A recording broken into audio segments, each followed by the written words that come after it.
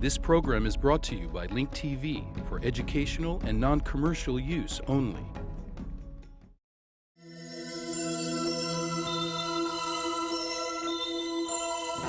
Mosaic, a daily news program from Link TV, presents a selection of news reports from independent and state-controlled broadcasters from throughout the Middle East.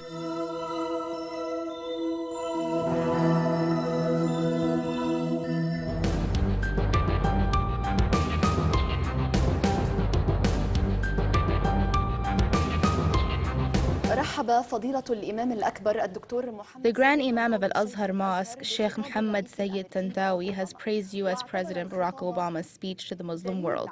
Tantawi said the speech is a step towards starting a new chapter of relations between the U.S. and the Muslim and Arab world.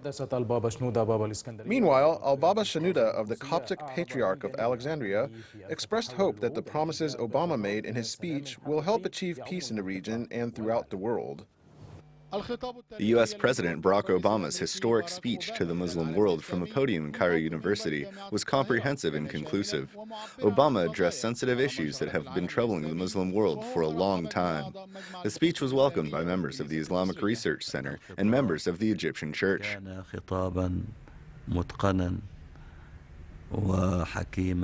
The speech was shrewd and well delivered. It was comprehensive from religious and economic perspectives. In the speech, Obama called for peace and security in the world.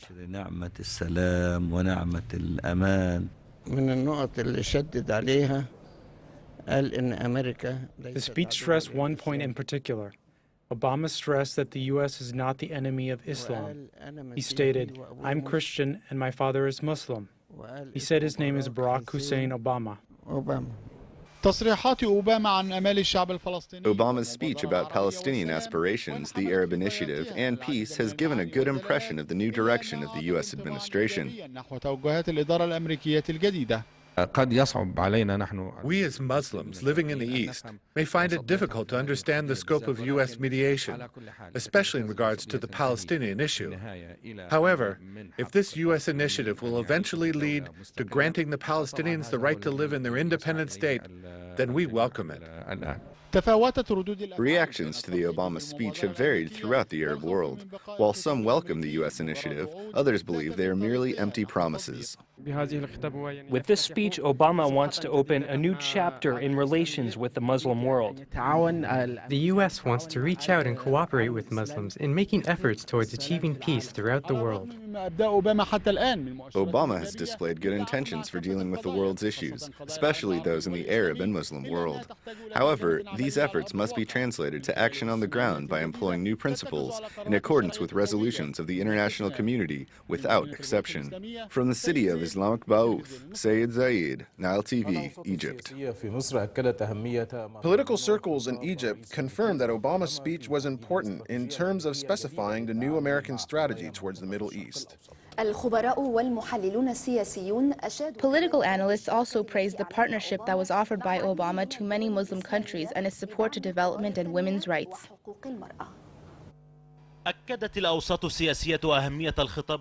Political circles in Egypt confirmed the importance of the speech Obama gave to the Muslim world at Cairo University. They believe that it specifies the new United States strategy in dealing with Middle East conflicts, especially the Palestinian-Israeli conflict, the situation in Iraq and Afghanistan, as well as Iran's nuclear program.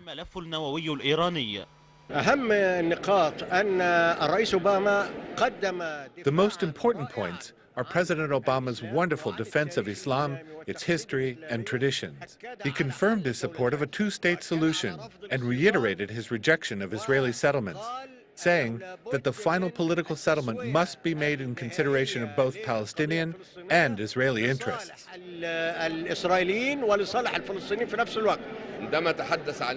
When he talked about terrorism, he didn't link it to Islam. He said that a few groups have given Islam a false image.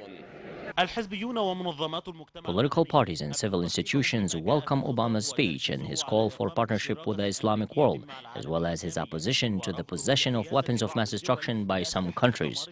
Political analysts also point out that Obama's speech allocated equal amounts of time to economic growth and supporting women's right to equal citizenship.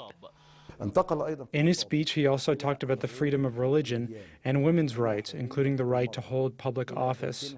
He also stressed the importance of women's education in order for women to be aware of their rights and therefore able to fulfill their societal roles. The will, vision, and depth were all clear in this speech, which was delivered as a message to the Arab and Muslim world from Cairo. Muhammad Atif, Nile TV.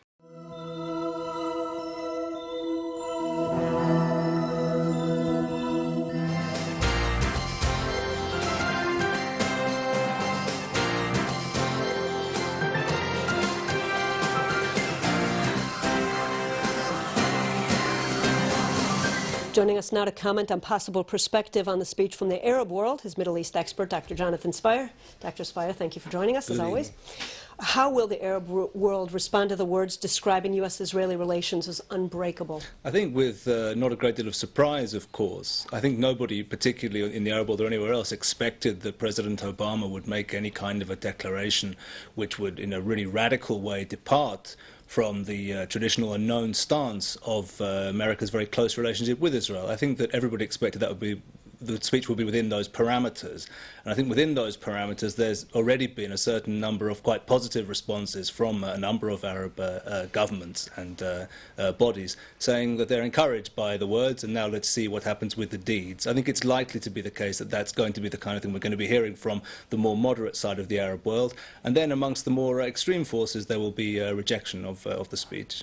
Dr. Spire, now that we've heard the speech, what would you say were its main goals in terms of communicating with the Muslim world? What was he trying to tell them? Well, Obama was talking about a new beginning. Obama is aware that there has been a very great legacy of bitterness amongst very broad sections of the Muslim, or certainly of the Arabic-speaking populations over the last years, over the last decade. He genuinely, I think, sees it as important to try to remake some of those relations. I think it's important also to mention the strategic context here. The Middle East is currently divided into, in a sense, a sort of a Cold War situation between a rising force of countries and movements around Iran and countries and movements associated with the United States. And Obama is aware there is a strategic importance in keeping the Arabs on side, in stopping the drift of Arab countries and populations towards sympathy with the Iranian-led bloc. So I think Obama's outreach, if you like, to the Muslim world shouldn't be seen purely as an act of naivete and altruism. There is also a cold strategic context here in which this is a genuinely important goal for the United States right now. Would the Arab world perceive that he's doing this at the expense, perhaps, of Israel? Well, here's an interesting thing. Israel, in this context, of course, has nowhere really to go. Unlike with the Arab world, Arab populations who can drift towards the Iranian-led bloc or who can stay with the United States, Israel, of course, has no choice. Israel is always going to be there in the American camp. Israel has nowhere to go, which means, in a dynamic not necessarily pleasant for Israelis, Israeli friendship for America, whilst secure, also has a slightly less value to it. It can be played with by the Americans. They know it's always going to be there. So yes, I think that Israel can expect and is experiencing a certain cooling and distancing of relations on a verbal level with the Americans in this context.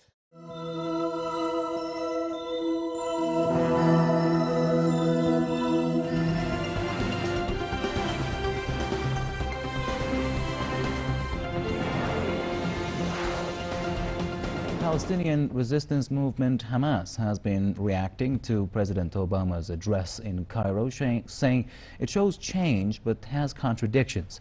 Hamas spokesman Fawzi Barhoum says Obama spoke about respecting the rights of Palestinians but failed to address the election of Hamas in 2006. He said Obama's tone in regards to the Palestinian-Israeli conflict is different from that of his predecessor, but that his words need to be followed by action. Barhoum said Obama should push Israel to put an end to its 2-year-long siege of Gaza and accept an independent Palestinian state. In other remarks during his speech in Egypt, Obama called on Israel to stop settlement activities in the West Bank while urging Hamas to recognize Israel and to give up what he described as violence. In related news, hours before President Obama's speech in the Egyptian capital, the leader of Iran's Islamic Revolution, Ayatollah Sayyid Ali Khamenei, strongly criticized the U.S. policy toward Iran's nuclear energy program. The U.S. has been spreading lots of disinformation about Iran's nuclear energy program over the past years. They are all lies. The U.S. has tried to deprive Iran of its legitimate rights. Our nation says it wants to acquire nuclear energy for peaceful purposes. They say Iran is after nuclear weapons. Why do they spread such premeditated falsehoods?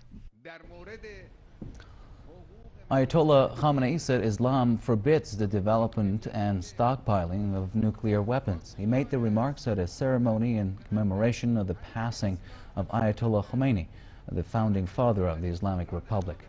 Ayatollah Khamenei also commented on Obama's promise of change, saying the U.S. government must back up words with action to prove its sincerity. He said that regional hostility towards the U.S. is a reaction to the actions of previous American administrations.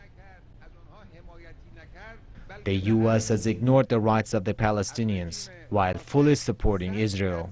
And when the Palestinians wanted to object to the situation, such protests were portrayed as violent and disruptive acts. How then can the U.S. make up for its past behavior?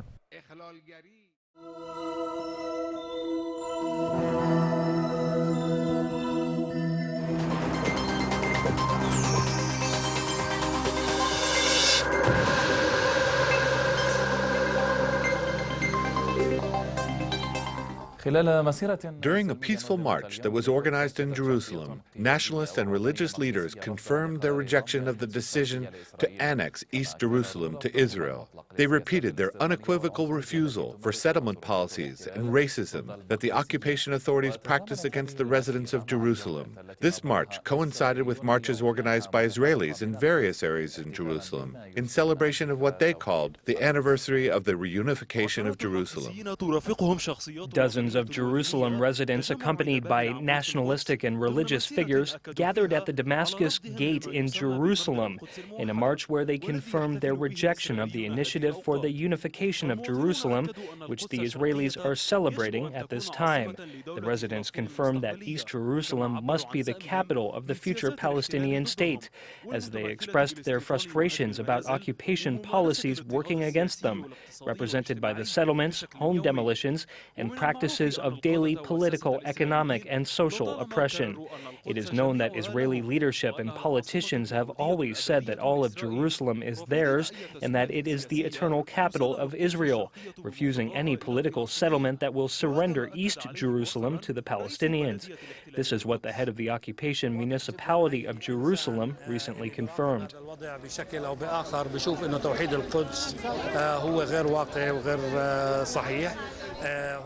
It is clear to any person who observes the situation that the unification of Jerusalem is not realistic and not right. There are big differences between West and East Jerusalem that won't allow for its unification. The other important issue is that there is a wide Palestinian consensus to reject the inclusion of East Jerusalem as part of Israel.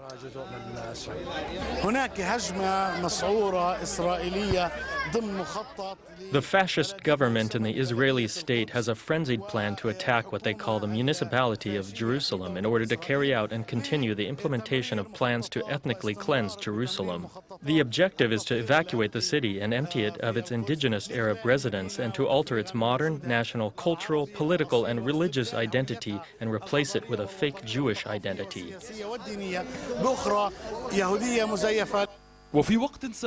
Earlier, in another march organized in Jerusalem, demonstrators pressed for the release of imprisoned journalists in the occupation's prisons, Khadir Shaheen and Aziz Sarhan. To discuss this situation, we are joined from occupied Jerusalem by Mr. Dimitri Dajani, the Fatah spokesperson in Jerusalem. Dimitri, first of all, let us focus on the atmosphere of this march and the message being sent.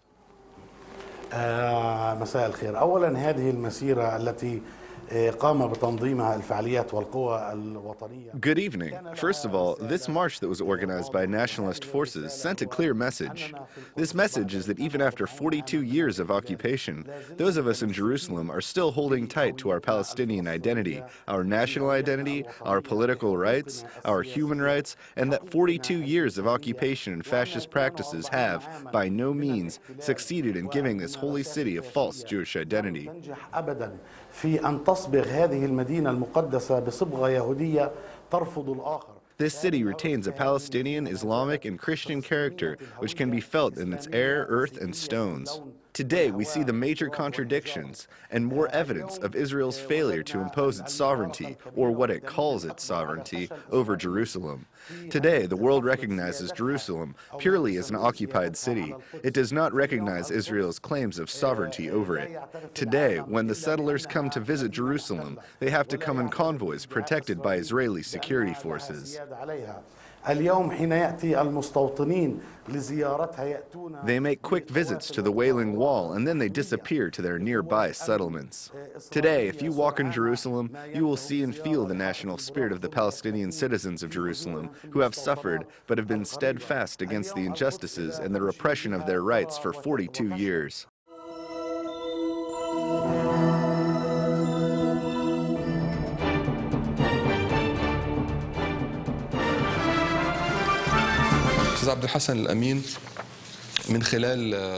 Mr. Abdel Hassan al-Amin, as I was preparing for this program, Israel military maneuvers were taking place. These maneuvers take place every year with different objectives. What is different about this year's maneuvers? Israel says that these maneuvers are the largest in the nation's history.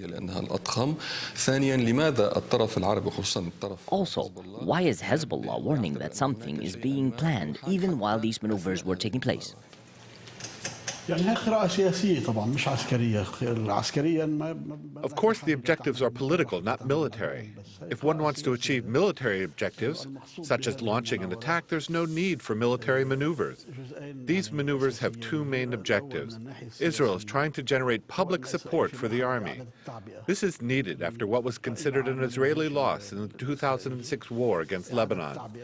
This loss is in the morale of the Israeli army. The war on Gaza also did not help.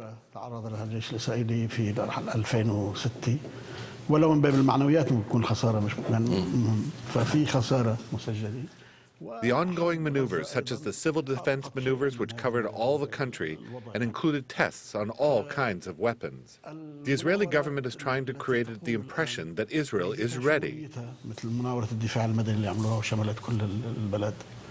وهي المناورة عم تشمل كل الأسلحة وكل الاحتمالات وكل إلى آخره.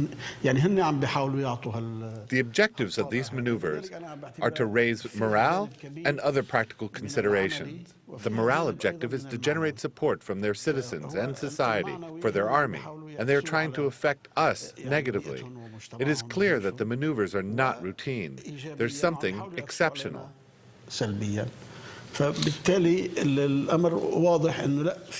These maneuvers come after the war in Lebanon and Gaza. They are very comprehensive, and they're being carried out during a tense political situation.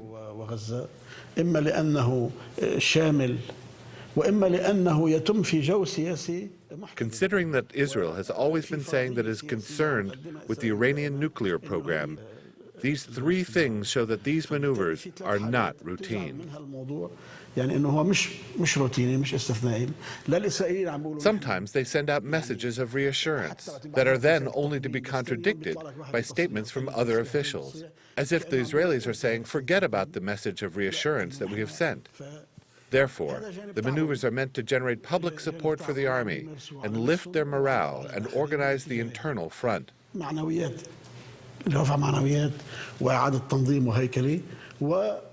Also, they want to preempt Arab initiatives, such as Arab unity. This reflects the Israeli policies for the new era. These maneuvers are taking place in this framework. I can't say much about the military aspects of the maneuvers. Of course, maneuvers are routine for all armies.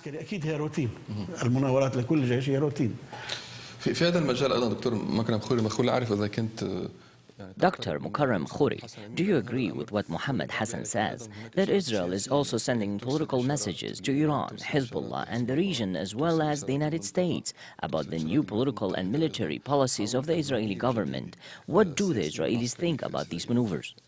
بالداخل الإسرائيلي كيف يفكرون في هذا الشأن؟ أولا للتوضيح هذا التدريب ليس تدريبا جديدا.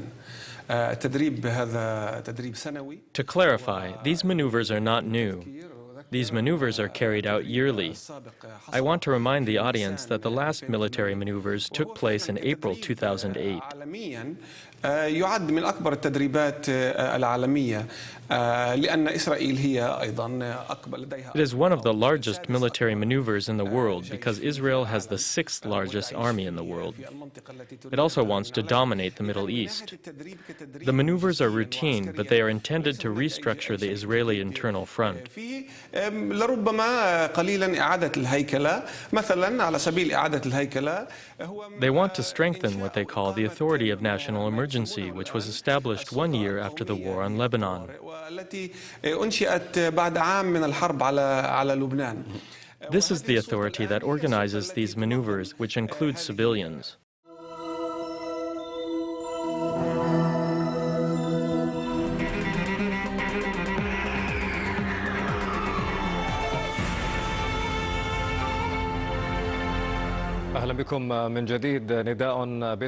Welcome back. Maronite Patriarch Nasrallah Sfair has made calls to vote responsibly and freely in the parliamentary elections of Lebanon.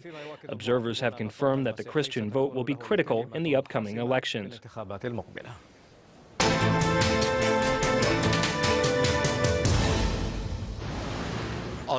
The Christian vote will determine the balance of power in the upcoming parliamentary elections, a matter that has been confirmed by political forces in Lebanon. Although the Christian voter is divided between the two rivals, the March 14th alliance on one side and the opposition on the other, they will play a critical role in tipping the scale in favor of one bloc over another in the upcoming elections.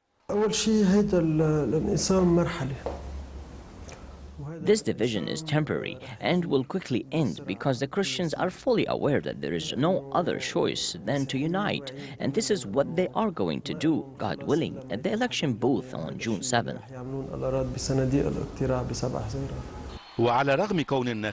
Although Christians don't constitute the majority of the population of Lebanon, they do hold the key to a victory or a loss in the majority of electoral districts. This is especially true in the Lebanese mountains, where the strongest election battles are being fought between the opposition, led by Michel Aoun, and the other Christian leaders who constitute the fundamental basis of the March 14th alliance.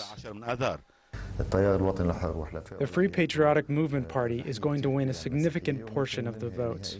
Perhaps we will prove wrong the saying that the Christians are divided, but I remember that in 2005 they were not divided. 73% voted for one party. The saying that Christians are divided is merely for public consumption. Christian voters are scattered throughout various areas of Lebanon, from the far north of Lebanon to the far south. The weight of the Christian vote is concentrated in the mountainous Lebanese regions in the suburbs of Kusarwan, Abda, and Matan, where the Christian bloc is going to determine who will win the largest Christian representation in the future Lebanese parliament. The polls that will result in the victory of one party or another will be determined by how the Christians vote in the upcoming elections. Adnan Ayush, Al Arabiya, Beirut. عدنا غملوش العربية بيروت.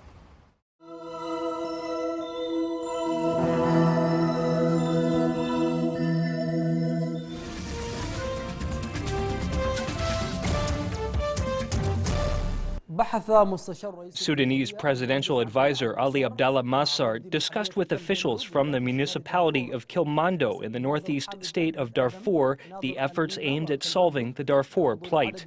The meeting was attended by the head of Mimawa and the Kilmando Provincial Council, Hamid Ahmed Adam, and representatives of the State Legislative Council. The delegation called for unity and coexistence in Sudanese society. This will help promote security and stability in the region. The delegation also voiced their support to the President of the Republic against the allegations of the International Criminal Court and expressed support for peace efforts in Darfur.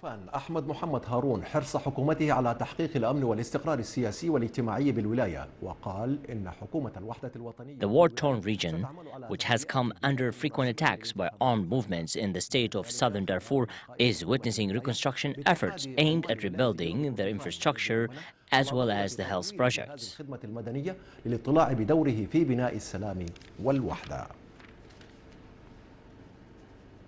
The war-torn regions, which have come under frequent attack by armed movements in the state of southern Darfur, are witnessing reconstruction efforts aimed at rebuilding and developing the infrastructure. Several service and health projects are being launched in the state of Darfur, in addition to launching incentive programs to encourage the refugees of Darfur to return to their places of residence within the state. A tremendous amount of effort is being exerted to reconstruct the area of Libido in the province of Sharia. Libido, which is located in the state of southern Darfur, is often referred to as a melting pot, where different ethnic tribes are living in coexistence. Today, Libido is welcoming the displaced families of Darfur with open arms. Everyone in Libido came out to express solidarity and unity with the returnees, who came from the various refugee camps across the state. They reiterated their commitment to peace, development, and stability. The High Commission has exerted efforts to bring life back to normal in Libido, in the province of Sharia. This is a happy day, which calls for celebration. God willing, the High Commission is to be thanked for the services, which are now available to the residents of the area. Meanwhile, the residents of Libido, including many school children, voiced their support and commitment to the efforts of security and stability in the state. Everyone in Libido came out to help in the reconstruction efforts aimed at rebuilding and developing the infrastructure which was targeted by armed movements of Darfur. In addition, several service projects were launched in the region. The area has witnessed relative stability. We still need to launch development projects in the region. The visit by the state minister proves that the government began to pay attention to the region. The government of southern Darfur and the Ministry of Health are paying close attention to the region of Libido. Today, the ministry provided a large quantity of medicine and medical equipment to the health center in Libido. In addition, the government assigned several medics and healthcare providers to help improve medical treatment in the area.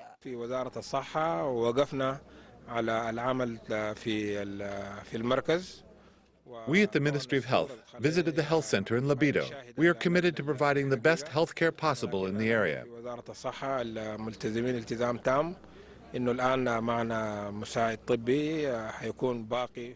We assigned a Director General for the Medical Center in Arabiya. He will also oversee the health services in the area of Libido.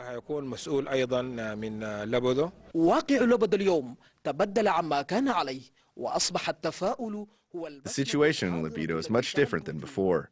Optimism and happiness are showing on the faces of the residents here as they call for reconstruction, productivity, peace, forgiveness, and tolerance.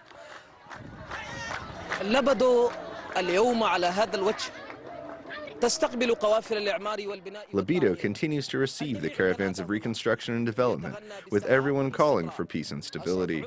Ashraf Omar, Sudan TV, the village of Libido, the province of Sharia, southern Darfur.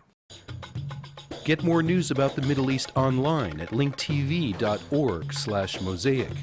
The Mosaic webpage offers a complete archive of Mosaic programs, program transcripts, the Mosaic video podcast, and the Mosaic Intelligence Report, a weekly analysis of the hottest stories from the Middle East. The views expressed on Mosaic are those of the participating broadcasters, not Link TV or its sponsors. The production of Mosaic is made possible with the support of viewers like you. Thank you.